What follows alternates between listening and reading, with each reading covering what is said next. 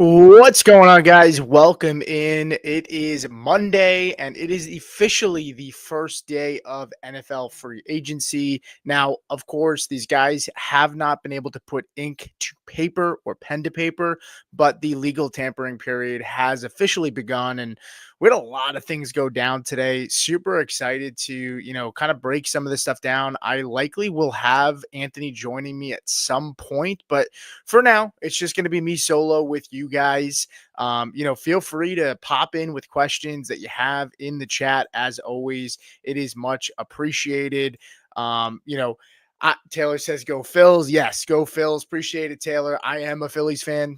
Shocker, right? Have the Phillies plaque behind me. But yeah, guys, if you're here on Twitter, if you're here on YouTube, Twitch, Facebook, if you are tuning in, appreciate that so very much. And yeah, excited to get started with you guys. Give me 1 second. All right. Just got to make sure that my laptop is still charging. And yeah, so I guess the first piece of news that I wanted to talk about today is going to be the quarterbacks, right? We saw a ton of quarterbacks on the move. The biggest move was Sam Darnold today. Um, you know, Hold on 1 second. Yeah, so the biggest news was Sam Darnold, being signed. I think it was 3 years, around $100 million per year. Not super surprising for Sam. I think Geno Smith. Once that happened, a market started to kind of develop for Sam Darnold. When, ironically enough, we were hearing murmurs that there was not much of a strong market for Sam Darnold. But that kind of developed as Geno Smith requested for a trade. I think it's look. Props to Sam Darnold. Happy to see him kind of land on his feet. It's been a nice story for him. But some concerns here, right? Obviously you can look at this two ways, right? I wouldn't blame anybody for saying that this is going to be a good move for the Seattle Seahawks to move on from Geno, who, to me, I think Geno's an average, maybe slightly above average. He's not great. He's solid, but he just wasn't really getting them there. At 34 years old, he wanted a contract extension that the Seattle Seahawks just were not ready to give. And we saw that with Russell Wilson. They traded Russell Wilson to the Denver Broncos. And a big part of that was because Russ wanted a contract extension. And this team seemed to know and seemed to be able to evaluate what they had at the quarterback position. And so when they moved on from Russell Wilson, we saw what happened next, right? And so I think similar with Geno, right? It's been a nice story for him. It's just, at 34 years old, this is a guy that I think we've probably seen the ceiling with him and this Seattle team. And I don't blame them for going younger at all. Sam Darnold is somewhere around 29 years old, 27, 29. I have to take a look at that real quick. But, you're getting a quarterback who is 27 years old, right? And had a really good year last year. Obviously, he's not going to be playing with the same weapons. DK Metcalf is no longer in town. Tyler Lockett is obviously no longer in the building as well. But, moving from Justin Jefferson to this offense, it's going to be a big difference, right? I mean, Darnold, my concerns really is him playing in that weather, right? I mean, he played in a dome, in Minnesota for 8 games, and then he played even in some of his divisional opponents, right? He had the Lions, who were a dome game. A lot of the games that he played the Rams, that was in a dome. I mean, he played in over 10 dome games last year, and Seattle, for what it's worth, is just not a great place to play when it comes to the weather. So concerns there. But from a fantasy perspective, right, this is a guy that right now he's probably a low end QB2 in Dynasty, mid QB2. Maybe that's overselling it, but implications for fantasy, we've seen him be able to get his wide receivers the football, at least. Jordan Addison got the football. Justin Jefferson was able to get the football. So he was able to make things happen. But, the good thing is he is with his offensive coordinator, Clint Kubiak, where I think Clint might have been I think he was the OC or the quarterback's coach. And now Clint's over in Seattle and is now the coordinator. So there is some familiarity in that offense. And so that should be an easier transition. But time will tell, right? Now, outside of the Sam Darnold news, and just taking a step back, I mean, JSN's fantasy value, we're gonna really I can't imagine that this team doesn't bring somebody else in. Likely a veteran. Do they swing on a wide receiver in the first round? I don't think so, just because the receivers that are going to be available at pick 19 for Seattle, I don't think their skill sets are much different than what they're going to be getting from JSN. I mean, you're going to probably have Egbuka, right, from Ohio State, who played with JSN. Ted McMillan is not going to be there likely. You have Luther Burden, and then you have Matthew Golden, right, who's rumored to potentially be the number one wide receiver off the board. So maybe they go wide receiver. I would think they may attack that in round two. You have some bigger, maybe more prototypical X wide receivers, right? But we'll see with JSN, but the targets should be there for him. The volume should be there for him. But that's really, when it comes to Sam Darnold, that's really what we're looking at. And that's the best assessment I can give of the situation currently. They're definitely going to add more pieces. Maybe they go out and bring in like an Amari Cooper, just really matters of what he really has left in the tank. So we will see, but a flurry of other moves made today. The next move I want to talk about is Justin Fields. Justin Fields moves over, to the New York Jets, and he gets a 2-year, $40 million deal. How does it really affect the other wide receivers and the other playmakers on this team? I'm not overly excited. I'm not gonna lie to you. I think Breece Hall can be fine. I know there are people that are concerned about Breece Hall. I'm not necessarily concerned. I'm more worried about the wide receivers. Now, people are going to throw out there that Garrett Wilson was his college teammate, and so there should be some familiarity. But that was a long time ago. I'm not sitting here saying that, Garrett Wilson and him aren't going to have any type of connection. But I am not going to bank on being confident in this connection because they played in college 5 years ago. I mean, it's just that's not enough to sell me on Garrett Wilson. Now, the one not I'll give Garrett Wilson is that he's been able to eclipse 1,000 yards with bad quarterback play in consecutive years, with Aaron Rodgers going down 2 years ago, Rodgers having a shaky year last year. So, Garrett Wilson has been able to prove to us that he can still produce even in a tough situation.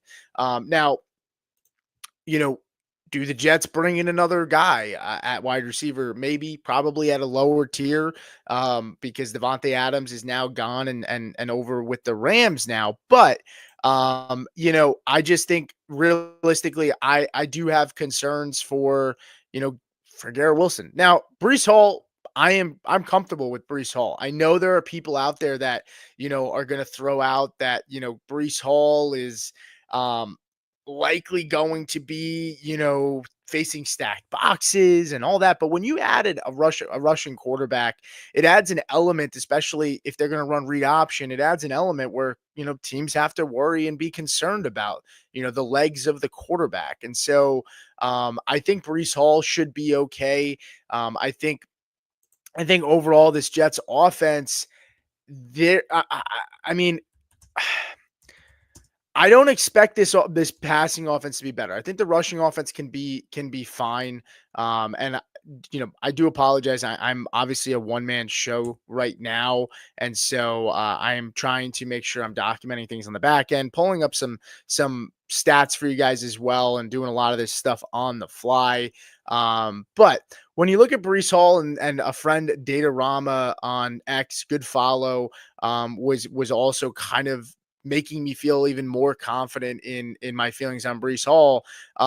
Brees should be able to kind of eat up a lot of the short targets in this offense, similar to 2023. When you look at like the rushing threat of Fields, it should open up things for Brees, and I definitely agree with that. And I could be, depending on how you look at it, maybe this is an upgrade. I just I'm just more worried about Garrett Wilson, right? And again, we talked about it. Garrett Wilson's been able to be successful in offenses with bad quarterback play, but it's just, and it's just something that I'm concerned about, and so I'll have to believe it. I'll have to buy in. Maybe when free, I'm not when training camp comes around and we start hearing this Jets roster is really good, like we heard last year. This Jets roster is really good, and um, maybe that'll sway my opinion on it. But I'm not overly excited about the passing offense there. That's for sure. Alfredo come in and said, love these lives. Appreciate it, man. Jamie coming in and said, what's up, dude? Crazy day. Yeah, definitely a crazy day. Seems Jamie also agrees with me when it comes to Brees Hall, and also a nice nod at me being a one-man show. Appreciate that, Jamie. Thanks so much for tuning in, man. Yeah, I just man, it's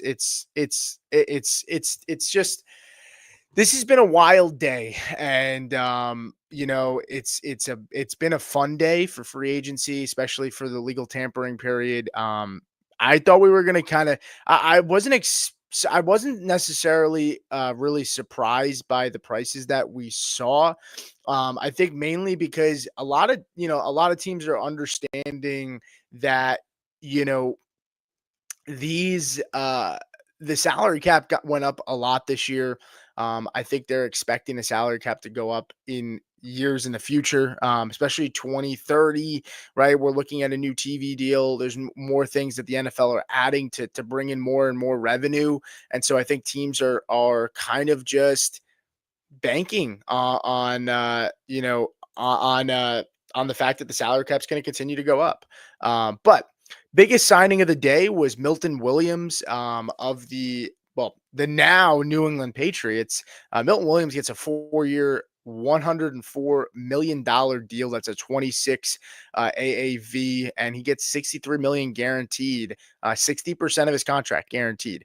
This is one of those things where the Carolina Panthers were rumored to be extremely active today, and they did make some moves, but this was one that kind of got away from them. Milton Williams, it was rumored that they had agreed to terms on a deal, and then a couple hours later, the Patriots kind of maybe swooped in and kind of closed that deal. And in the legal tampering period, these things can happen. Don't be surprised if guys go back and maybe end up switching up and going and signing other deals.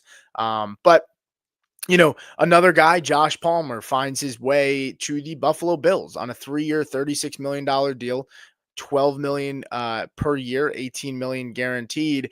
Just causes probably another headache in this wide receiver room for the Buffalo Bills, which again, we've just been waiting for them to add a big time wide receiver the last 2 years, and it just really hasn't happened. The Buffalo Bills are kind of have the last 2 years are similar to the Patriots, who for years have been every wide receiver that's rumored to be available. Patriots kind of swing and miss on. This year, it was DK Metcalf could be a possibility, maybe T Higgins, which I think majority of people that pay attention probably knew that T Higgins probably isn't going anywhere because he's tagged, and in order to acquire him, you're going to have to pay draft compensation on top of extending him to be probably a top 10 paid wide receiver, top 5 maybe. I mean, it just depends. But but the Bills add Josh Palmer, and that becomes another weapon in this offense. I'm not overly excited to draft Josh Palmer. We're obviously a little bit early into the process. I wouldn't be giving up dynasty assets for said Joshua Palmer. But Josh Palmer could be a solid number 2. I don't think he's a number 1. Maybe they're hoping that Keon Coleman can develop into a number 1. He did have a solid second and slash back half of the year. And so maybe that's something they're banking on. I do like Khalil Shakir as well. My man Alfredo said, "Are you surprised the Broncos didn't bring back Barton?" Yeah, so Cody Barton signs with the Tennessee Titans on a 3-year deal, around 20, I think 21 million per year. So I mean a 21 million total, and yeah, that's 7 million a year AAV, and that's a pretty steep price. Unfortunately, this linebacker market is drying up. That's a position right now that really, I mean, a lot of these guys wound up re-signing, with their respective teams. Robert Spillane signs a 3-year, $33 million deal. You have a couple outside linebackers signed some deals. Right now it looks like Dre Greenlaw is the most appealing guy on the open market that's left at the linebacker position, but it's scarce out there. And we're talking inside linebacker, not outside linebacker. But yeah, that's a position that's pretty thin right now. A lot of these guys wound up signing with their own teams. Nick Bolton goes back to Kansas City. You have the kid from the New York Jets that signed back with the Jets. So yeah, Cody Barton, I'm kind of surprised, but for that price tag, 3 years, 7 million per, I'd rather the Broncos spend that money elsewhere, to be honest with you. They just brought in Hufanga, who I'm very excited about. At a 15 million per year. Maybe they go after Dre Greenlaw. Mike Kliss is reporting that Denver is in the top 3, and right now, or one of the 3, and they're currently top 2 to sign him. Would be very happy. And then obviously Evan Ingram looks like, if you're somebody who pays attention to the Broncos, all the local guys there pretty much makes it seem like as long as he doesn't fail a physical, Evan Ingram is likely going to be a Denver Bronco. It's just a matter of getting that compensation hammered out, of course. But when you bring a guy in at this time, right? I mean, ever since COVID happened, guys don't do these. I mean, free agency has changed so much over the years. I mean, guys used to go on multiple visits where teams weren't signing guys to big deals until they came into the building and they met them. Like Peyton Manning went to like 4 different teams before signing with the Broncos. I mean, guys would be flying all over the place. It wouldn't just be first day of free agency. As soon as the legal tampering period opens up, guys are getting signed. And so you see a guy like Evan Ingram who is in the building day one with Denver, and obviously, technically he was, cut. So he's able to go and visit before the legal tampering period. He's able to meet with the team. And so, yeah, I mean, they cut him due to physical and stuff like that with the Jags, but as long as he passes that physical, seems like he's probably going to be a Denver Bronco. And I do like that fit for Knicks. And I do like it for fantasy. Now, shifting gears to some other news, Chris Godwin is back with the Tampa Bay Buccaneers. He signs a deal worth around 23 million per. Now, I mean, this was rumored that Chris Godwin took less money to go and sign the with his team with the Bucks. I mean, he rumored to have left around $20 million on the table. Pretty surprising. I mean, it looks like the New England Patriots were offering some solid money, and he turned it down. Wide receiver market right now, Diami Brown signs a 1-year, $10 million deal. Braxton Berrios signs a deal, with Houston. But when you think about, Chris Godwin, this is good news for him, in my opinion. I would have loved to see him go to the Jaguars. I'd be in on that. But Chris Godwin had an awesome year. Fantasy wise, when you look at Chris Godwin and what he was able to do on a points per game basis, 19.7 points per game. He was one of the best. I mean, that's a top 5 wide receiver in fantasy points per game. He was good when he was healthy last year. Now, when you dig into the numbers a little bit, I mean, target accuracy wise, Chris Godwin, Baker Mayfield was putting the ball on him very, very effectively last year. He was the number 1 in target accuracy last year. That connection is definitely there. Yards per team pass attempt, he was 6th in the NFL last year in those games that he did play. Fantasy points per route run, 10. QB rating per target 7. So yeah, I mean, Chris Godwin had a monster year last year. So I expect that to continue. And yeah, I mean, maybe we could have got an exciting landing spot with him and Liam Cohen if he went to the Jacksonville Jaguars. And obviously that didn't happen, but I'm totally fine, seeing him in a system that remains the same. They did promote from within. And so happy to see him back with Baker Mayfield as well. So Chris Godwin remains there. We did touch on a little bit of Evan Ingram as well. And we talked Justin Fields, but couple guys still out there at the quarterback position. I think Aaron Rodgers is likely going to be the next domino, maybe Russell Wilson. But let's talk a little bit about Aaron Rodgers right now. When you look at Aaron Rodgers last year, a tough year for him, especially to start the year, just didn't really go his way. And he finished the year from a fantasy perspective, 15.7 points per game. He threw for 28 touchdowns and he almost threw for 4,000 yards. I mean, completed 63% of his passes. Aaron Rodgers by no means had a great season last year, but I think he gets a lot of flack for a guy because, look, his personality leads people to have want to have a gripe with him, and I don't blame people for that.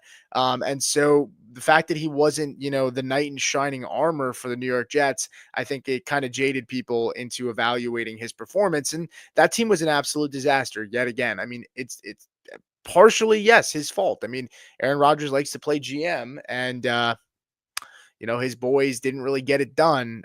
But I do think Aaron Rodgers, if I had to kind of put my money on it at this point, I think he goes back to Pittsburgh. I don't know. I mean, Russell Wilson seems very possible as well at this point, but I feel like they're looking for an upgrade, and I still think Rodgers is an upgrade over Russ as long as that offensive line can block. And if Rodgers lands in Pittsburgh, I'd actually be pretty interested to buy in on those two wide receivers there. I'd probably take whichever guy is going later between George Pickens and DK Metcalf, but I mean, I would be pretty interested and into that situation. I wouldn't necessarily say that I love the situation, but Aaron Rodgers, he was able to allow Devontae Adams to feast and build that connection with him. I think he could do the same with one of those two wide receivers if he lands in Pittsburgh. We'll see how that goes, but I think that's probably the most likely landing spot. Outside of that, I mean, there's really not many other options, right? I mean, I think the elephant in the room here is after all that's gone on today, with all these quarterback dominoes falling a little bit here, the Tennessee Titans remain without a quarterback. And does that mean Cam Ward is going to be their guy? Because to me, bringing Aaron Rodgers in for that team picking number 1 overall, what does that do? Unless you're going to bring Rodgers in and bring in Cam Ward to have him sit, which to me doesn't make sense. You're taking the guy number 1 overall. I'm of the opinion right now, if you're drafting a guy top 5, you're not drafting him to sit. That's just not the way of the NFL anymore. But if you're the worst team in the NFL, bringing in Aaron Rodgers and passing on the number 1 overall pick to what? Possibly have the 10th overall pick next year if this team ends up playing better. I mean, that doesn't seem like a recipe for success. So I don't see it being Rodgers.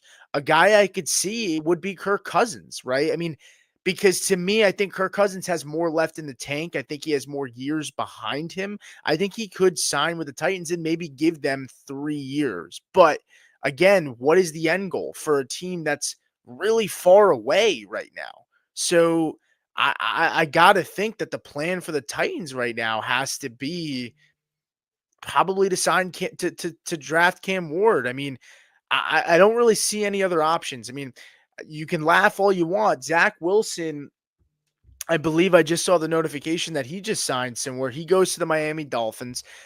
Maybe Daniel Jones, but I mean, you're passing on the number 1 overall pick to go with a reclamation project or an older veteran. I mean, how you are not the likelihood of being in the position to be drafting number 1 overall. you don't know if that's like, you don't know if you're going to be there again. And I get it. You might not be in love with Cam Ward, but you're going to be hard pressed to find a better option. And I, I just, to me, I would have rather them go Justin Fields, who I am not a huge fan of. I would have rather them go Justin Fields. Now, I see Anthony is here. I don't know if he's ready to come up, but he should be joining at some point shortly as he's kind of getting settled in. But I'm here. oh, You went live under the Dynasty one, so I was optimized. I had to switch the rooms out. Oh, did I? Yes, so I got everything up to speed before I came on. Okay, well that's good. And did you switch over the thumb or? Yeah. Okay, cool. All right, well, you're here. We can definitely talk. I mean, so far we talked Darnold, we talked a little bit about Fields, we talked a little bit about Breece Hall, Joshua Palmer, Chris Godwin, Evan Ingram, and now Rodgers. But I mean, I'm sure you kind of heard me talk a little bit about the Titan situation. We're talking Aaron Rodgers. I mean, there is not much left out there at the quarterback position. I mean, what do you see them doing at this point in time? You know, the Titans, Brian Callahan, how long is his leash? How short is his leash? If it's a short leash, they probably will go after a Rodgers or a Cousins or a Russell Wilson, right? They're your three guys that you can plug and play and try to go win now. If they do go the rookie route, now all the rumors that I'm seeing and hearing is that they want to trade out of that spot. I know. And if that's the case, and they're not in love with any of these quarterbacks, then we probably will see a veteran. Now, before Rodgers ultimately signed with the Jets a few years ago, there was a rumor that he was looking at places in Tennessee. So that could be like under the radar, because I know a lot of people. Yeah, I remember that. Minnesota, maybe he stays in New Jersey. Nobody's talking about the Titans. Yeah. It just, and then we can get to some comments in the chat here. I know Alfredo has a question. We have some new guys jumping in. Fanatic Dak, what's up, man? I know Zach Linton's in here. What's going on, brother? Appreciate you hopping in. Yeah, I mean, I know I just kind of went on a little bit of a rant about it. To me, bringing in Rodgers, they're not going to win 3 games next year if they bring in Rodgers. So what's the plan after that, right? Like, it's a good quarterback class next year, and I get it. I don't want. You're getting those picks from possibly the Giants. Maybe if the Giants are that team that wants to move up, maybe they have to give up their pick this year and their pick next year.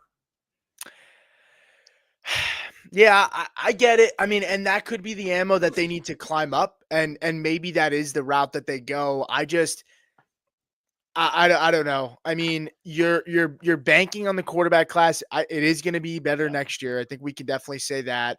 But you don't know. I mean, the Cleveland Browns could be the worst team in NFL next year. Are they moving off Arch Manning? I mean, you're going to be hard pressed no matter what compensation you have. You're going to have to bring a Godfather offer to go up and trade for that number 1 spot if it's Arch Manning.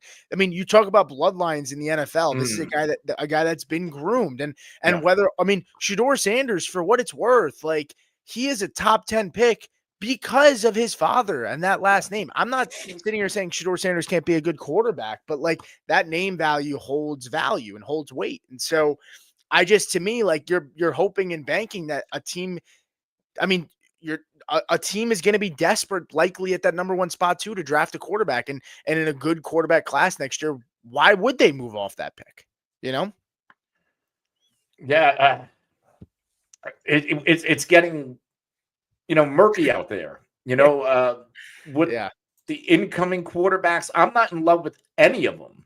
I like Jackson Dart, but I don't really love any of these guys. And then what we have left out of the veterans is Russ, Rodgers, and Cousins.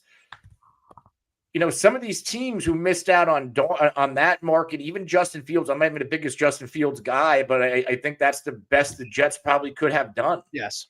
Yeah. I'm certainly very overcritical. I'm very critical of Justin Fields. Don't get me wrong. But what I would say is the Jets find themselves in a situation. This is a low risk, high reward. 2 years, 40 million. You're not married to the guy. You could move on and be fine and eat it next year if you decided that you wanted to. I think that would be fine. So yeah, I'm kind of in agreement with you. I actually do like the Jets move. I'm not buying in on Justin Fields necessarily. But I think it's a good move because what were the other options? I mean, at this point, unless they liked one of these quarterbacks. And I you said will you can't say, draft one. we talked about, Fields fantasy wise. He's good fantasy wise. Yeah. The 2 seasons in Chicago, I think it was a top 12 fantasy quarterback in points per game. And I think a minimum of 13 games played. Fantasy wise, he's probably going to be good for the Jets. But they could also win 4 games, and maybe they're the team that's in the Ark Manning sweepstakes. So I think this is like possibly a no-loss situation for the Jets. Like, hey, like it could work out. And if it doesn't, we're picking in the top 3 next year. I agree. That was kind of my vibe on it too. I mean, I will say I do have concern about Garrett Wilson. Now, I did talk about it, but happy because we do have more people here now. Happy to kind of go back through it a little bit. But Garrett Wilson in 3 years in the NFL, he's eclipsed 1,000 yards, even with some pretty bad quarterback situations. So, I'm okay. I think Garrett Wilson's going to be fine in terms of, I think he's going to probably be fine to produce another 1,000-yard year. But what does that mean from a fantasy perspective? I mean, those 3 seasons in points per game, 12.7, 12.5, 14.8. Like, is he going to give us a decent floor, but not a ceiling? And this is a guy that was drafted first round last year.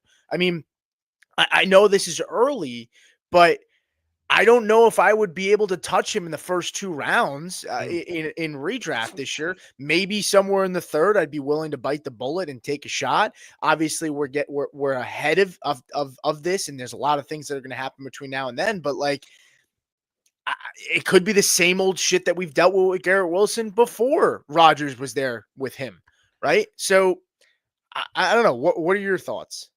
Garrett Wilson last year was on pace to have a monster season and probably return value. And then they brought in Devontae Adams, and, how it ended was not great. Garrett Wilson was asking for a trade because it was just hyper targeting Devontae Adams. I will say DJ Moore with Justin Fields in that one season together, DJ Moore had his best fantasy season as the wide receiver, 9 points per game. Yeah. So they somehow got it. Justin Fields somehow got it done. So that does give me a little bit of hope on Garrett Wilson, who I think is an ultra talented wide receiver. Yeah.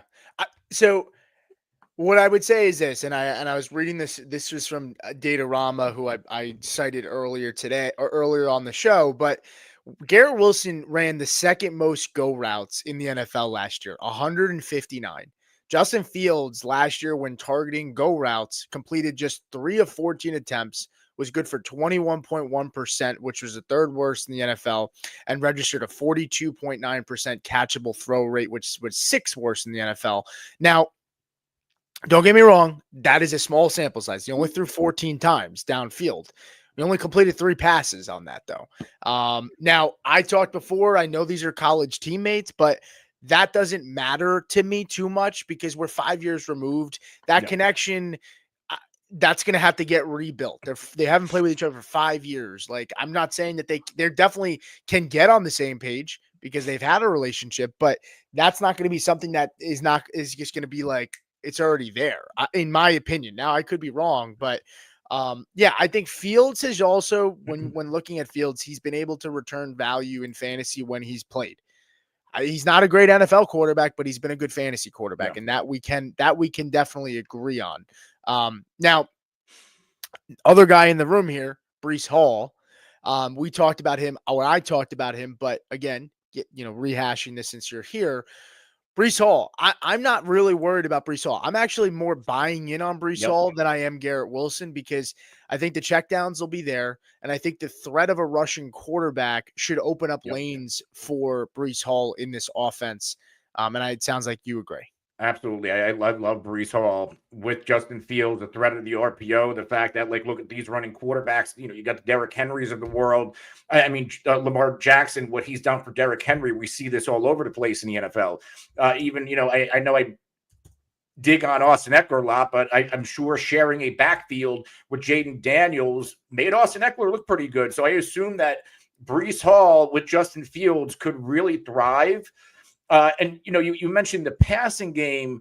His opportunities and receptions dipped last year with Aaron Rodgers. Aaron Rodgers is going to look to push the ball downfield. That's not really like Justin Fields will check the ball down. I'm trying to think, who are the running backs in Chicago with Fields?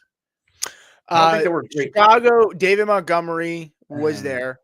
Khalil Herbert was there. Those were pretty much the main guys. No, those were the main guys. Roshan Johnson for 1 year, and then Fields was gone. DeAndre Swift wasn't there yet. So yeah, I mean, it was David Montgomery. David Montgomery left, and then it was Roshan, and it was Khalil Herbert, and it was Donta Foreman. Oh yeah. So no real good pass catchers, because I'm trying to look at pass catching opportunities and checkdowns, and these guys didn't catch a lot of passes. Right. Like Roshan, that one in his rookie year had 40 targets. Yeah. So I mean, looking at the current, I mean, just from a curiosity standpoint, looking at PPR and just taking a look at current ADP right now where it stands, Garrett Wilson is the wide receiver 16. I think that's fair. I think that's fair. His average draft position is, well,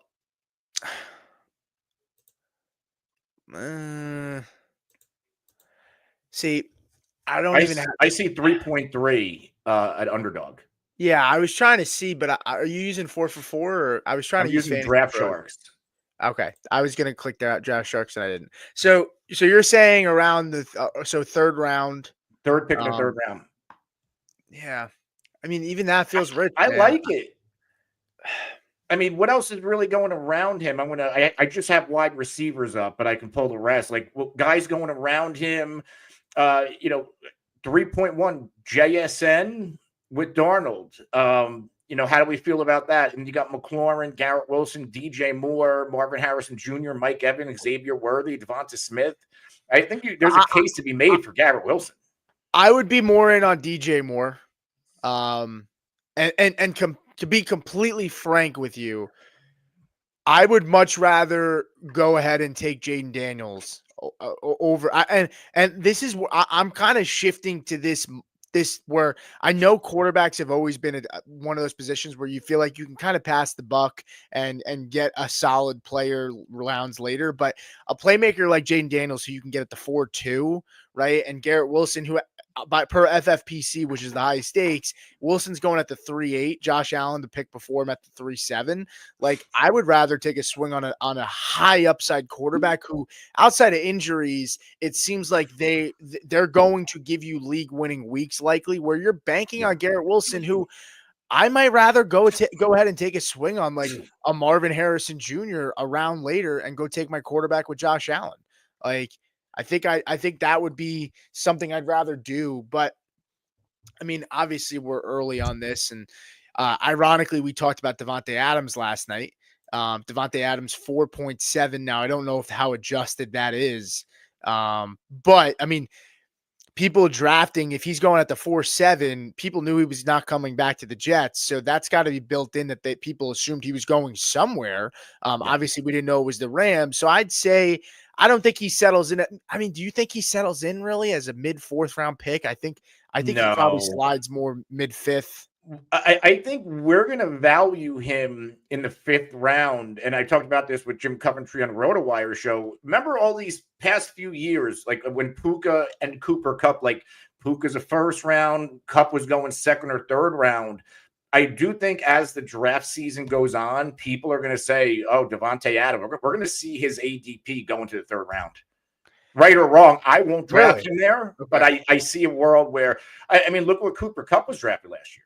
He crept all the way into the 2nd round. I get Puka was hurt early, but his ADP was skyrocketing as we got closer to the season because the narrative, well, you got Devontae with, he's going to be the chief, probably going to be the two with Puka Nacua, and you have the McVay offense, which is an upgrade over the Matt Hackett offense in New York, and it's probably a lateral move or an upgrade from Aaron Rodgers to Stafford. So I think people are going to convince themselves, hey, Devontae Adams, I could draft him in the 3rd round. That's a steal. But I kind of like him, what you're saying, in that 5th round range. Yeah. That would be, crazy enough, Chuba Hubbard, a 5.2 right now, getting ahead of Devonta Smith and Zay Flowers and Jamison Williams more early, but definitely interesting. Brooks is kind of DOA. I don't think he's coming back next year. I don't think he is. Why would they push him? At this point, they're probably going to be even more cautious after what happened last year. And they paid Chuba Hubbard to be the guy, even with Brooks there. That he got paid before the Brooks re-injury. So we're probably looking at another monster year, at least with opportunities. Chuba still has to do his job, and the Panthers' offensive line has to do their job. But I think Chuba Hubbard is going to be one of the better backs in fantasy again. Yeah, I think they're going to bring somebody else in too, maybe a veteran on a cheap deal to help that room out for sure. But all right, so we did have a question here from Alfredo. He said, just drafted Ferguson as my main tight end for Dynasty. Do you think I should trade him to get Ingram? I would just love to have Nix and Ingram pairing in Dynasty.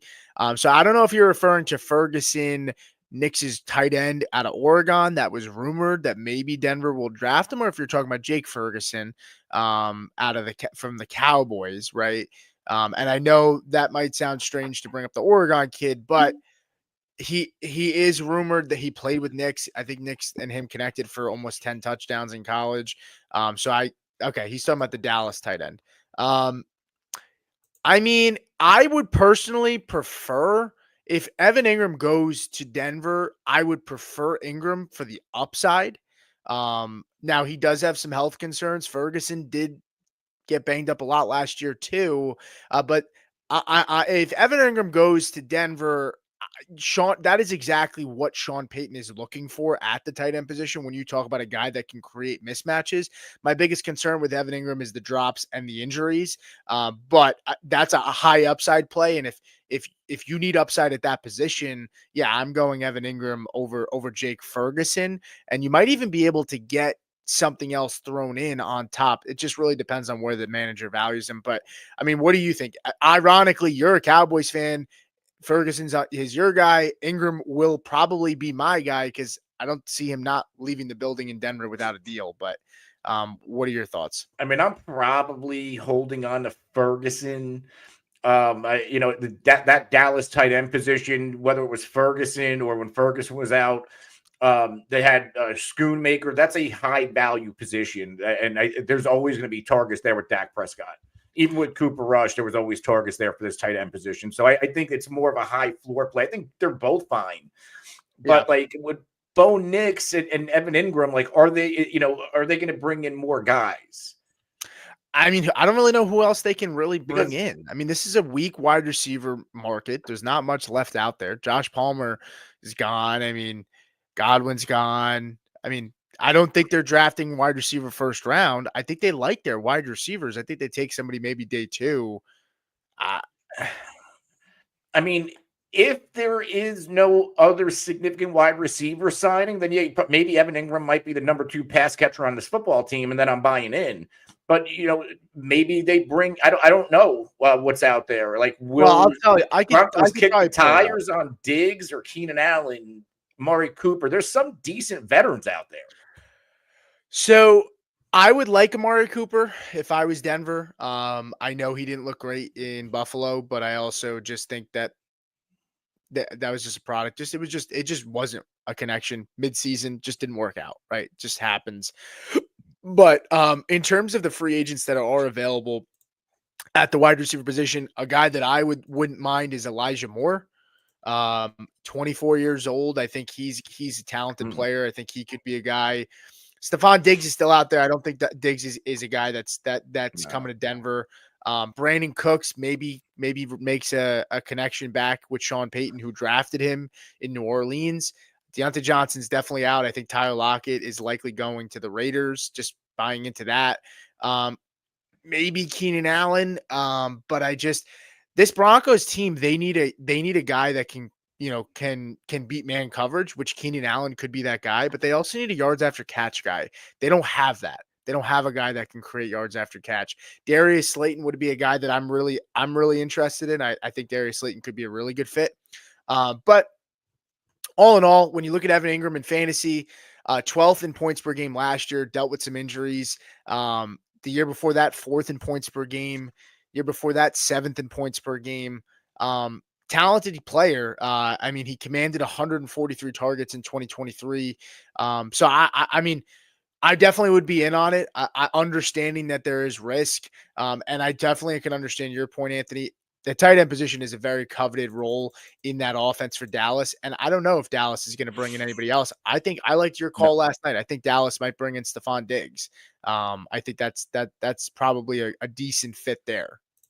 Yeah, they're going to bring in a wide receiver in some shape or form in Dallas. But again, Jake Ferguson is that Dak Prescott safety blanket. When we saw that for the better part of 2 seasons now. Yeah. Bloodbraid said, "Yo, what's up? What's going on? Thanks for jumping in." Giants breaking news are re-signing Darius Slayton. Yeah, there you go. Yeah, just continues to dry up.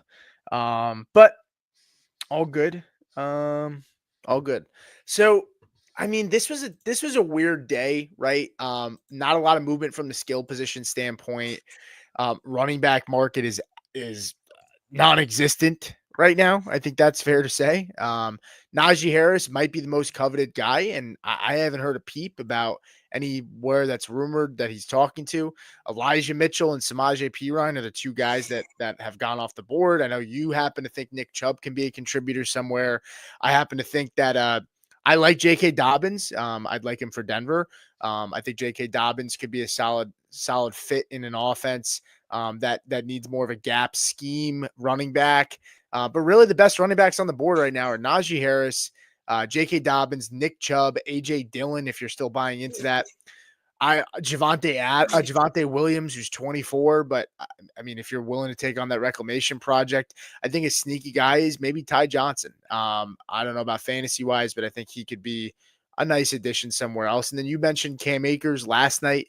Rico Dowdle. I don't know. The rumors out of Dallas is that he's becoming too expensive for them to bring back, which is absurd. I don't know what they're going to do if Rico Dowdle's too expensive, but that's what I heard. Dallas has a good amount of cap space, though.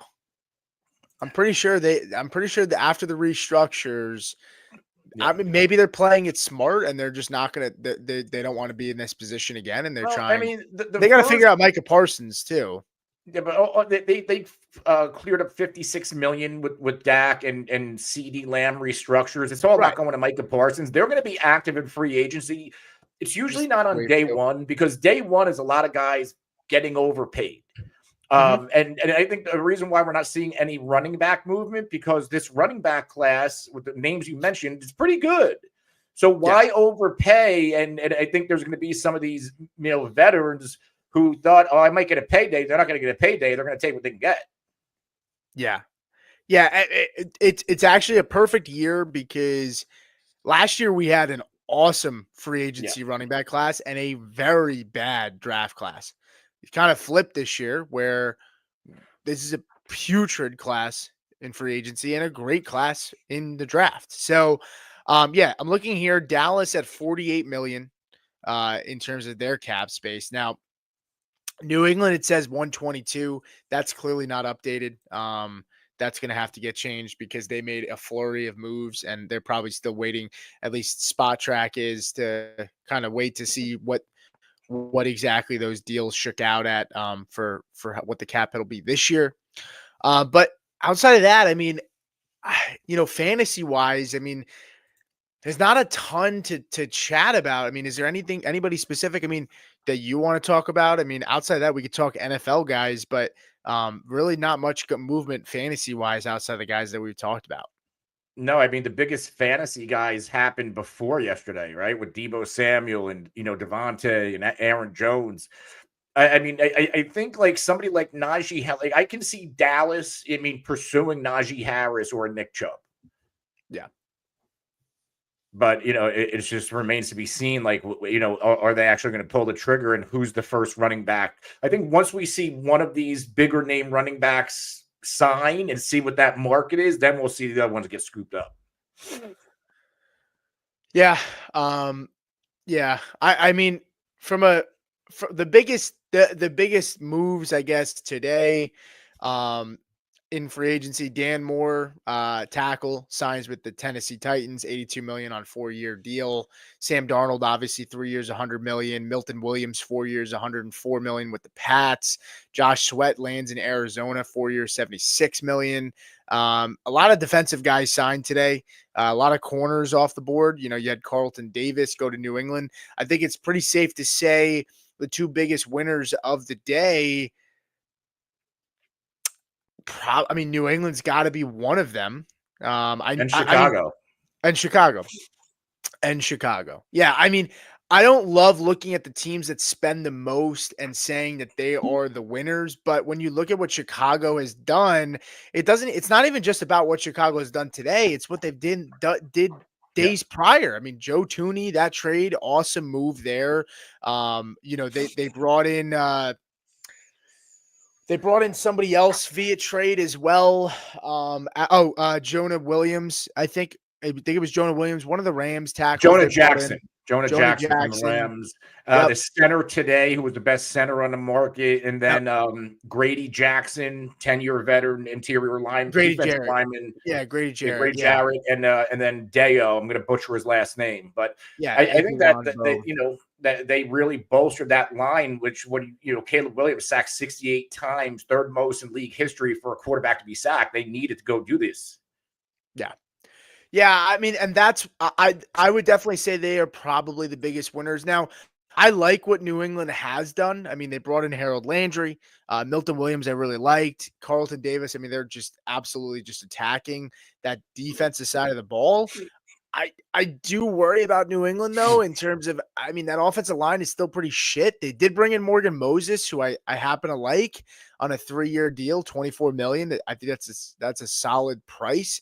But they got some holes. Now, Kansas City, they bring in Jalen Moore, left tackle from San Francisco, on a 2-year, $30 million deal. Crazy to me. This is a 5th-round pick in 2021. He was never a starter, right? I don't think he was ever a real starter. No, I mean, he's not that he's been he wasn't a starter. He played with San Francisco for 4 years. To me, I mean, if you're signing a guy on a 2-year, $30 million deal as a tackle, I'll be a hater here. Like, desperation has definitely set in at that position. I think they moved Joe Tooney, their best offensive lineman. They got Trey Smith back. I don't think they expected Ronnie Staley to re-sign with Baltimore, and I think that's who they were going at. But that was a mistake, because this is a bad offensive line free agent class. I mean, I can't see a world where they don't go offensive line in the first round. Or why not the move? Maybe not Staley in Baltimore, but Laramie Tunsil was on the move. Yeah. Yep. That's the move you make if you're Kansas City. I mean, you can make the case Kansas City lost both Super Bowls in the Patrick Mahomes era because of bad offensive line play, primarily on the tackles. Yeah. Yeah. If I had to guess, their next pivot is probably Cam Robinson, 29 years old, played with the Jaguars, got traded midseason to the Vikings, but Vikings aren't even re-signing him. Now, the Vikings also had their own injuries at left tackle, so it makes sense that the Vikings used him as a 1-year rental, because they weren't going to bring him back. But He had his issues last year. He was not great. And that's probably their best option right now. I mean, outside of Cam Robinson, it's Brandon Sheriff, who is a guard. Left tackle Tyrone Smith from your boy. He's available at 34 years old. I mean, he could be a Band-Aid maybe, Yeah. but I mean, I don't know what he's got left in the tank. I mean, his market value right now, with Spot Track thinks Tyrone Smith's value is $7.5 million. Yeah. I mean, if you're looking at If that, he had any, Dallas does not let him go. if If what? he two If years he's healthy. ago, Yeah. Oh. if he had anything left.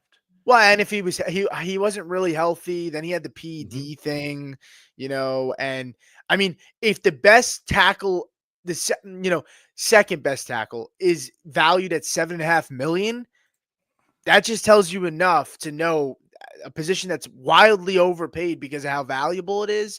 If $7.5 million is what they think the going rate is going to be for him, that's how desperate the role is. I mean, Cam Robinson, $14.5 million is what they think his value is. And they just signed a left tackle for $15.5 million on a 2-year deal. So clearly that maybe they're probably not going after Cam Robinson. I don't think they're probably done signing tackles. Maybe they get a depth guy. Maybe Tyrone Smith, if they can find the money, maybe they bring Tyrone Smith back, and maybe they take a flyer on a cheap guy that maybe flamed out some other places as like a swing tackle. But outside of that, it seems like they're probably going to have to go in and draft a guy. And you made a great point. Laremy Tunsil, if they knew he was available, that's a huge mistake on their part because Washington gave up picks in 2026. Yeah. It was a second round pick in 2026, and I think a third, and they got a fourth back, I think Washington kicked in a fourth.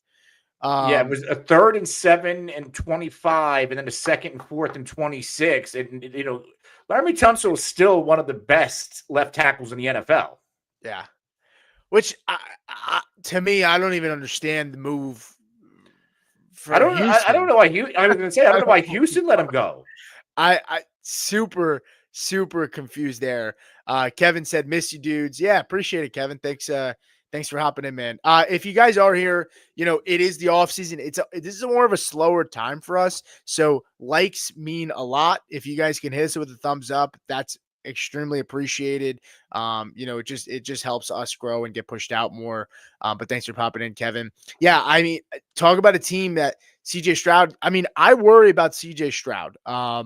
Punch drunk. I mean, you looked at him last year.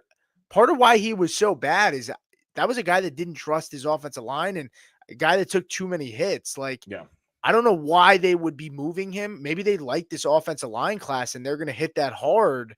And maybe Christian Kirk was a nice way to shore up that wide receiver. I mean, it just makes no sense to me. Yeah, and Houston's a playoff team. 2 years in a row, playoff team. You have a nice young quarterback. You need to protect him, and you move on from your arguably your best offensive lineman. So I don't know what Houston's thinking because you got to figure at some point these teams in the AFC South are going to catch them. I agree.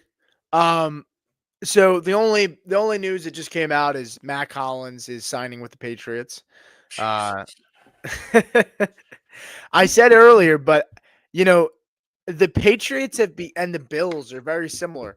We think the Bills Bills are going to get DK Metcalf. Bills are going to get T. Higgins. Bills are now the team that every time there's a receiver that's rumored to be on the move, it's Bills, perfect landing spot. Oh, Bills got to be in on it. And same with the Patriots. The last couple of years, what have the Bills done? They signed Joshua Palmer. I actually like that move. I like Joshua Palmer, 2nd round pick. He's a guy that can beat man coverage, but for fantasy, it does nothing for us. The only guy I want in that offense is James Cook and Josh Allen. I'm not buying Dalton Kincaid this year. I'm not. I mean, I don't trust any other pieces there. Maybe Khalil Shakir, if you really want, if he's going to be your 4th wide receiver in fantasy, maybe.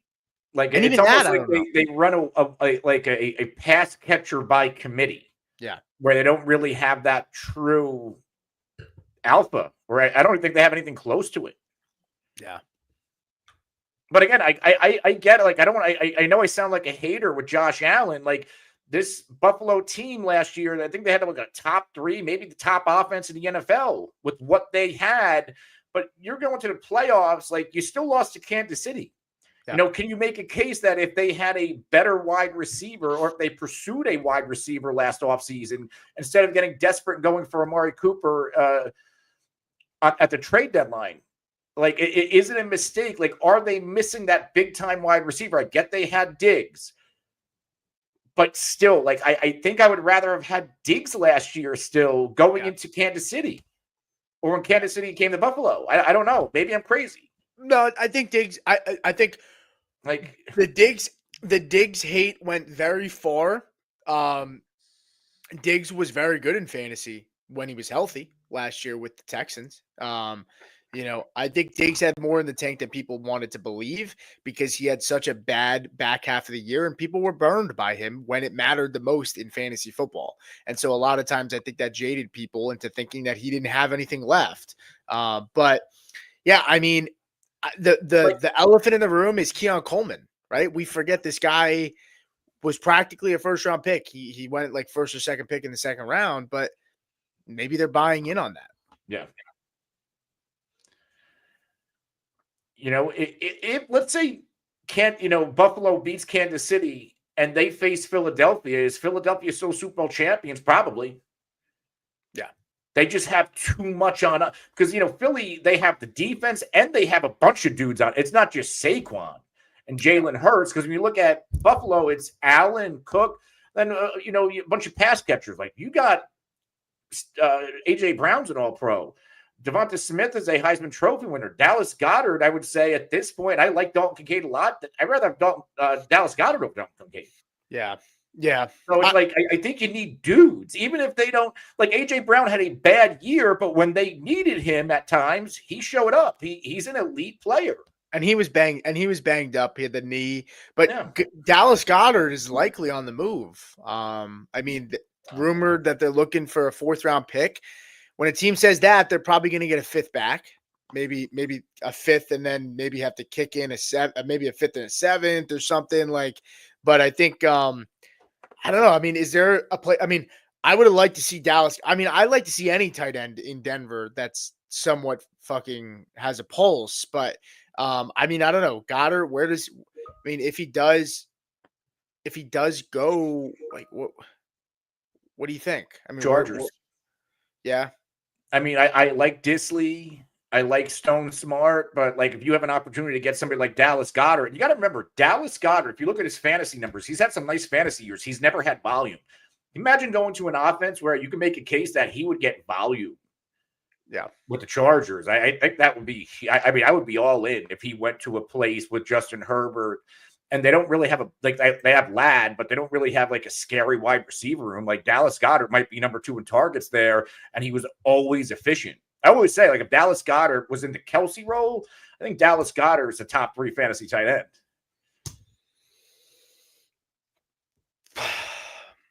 I don't know if I'd say go that far, but I think borderline 5-6 is probably where I'd have him.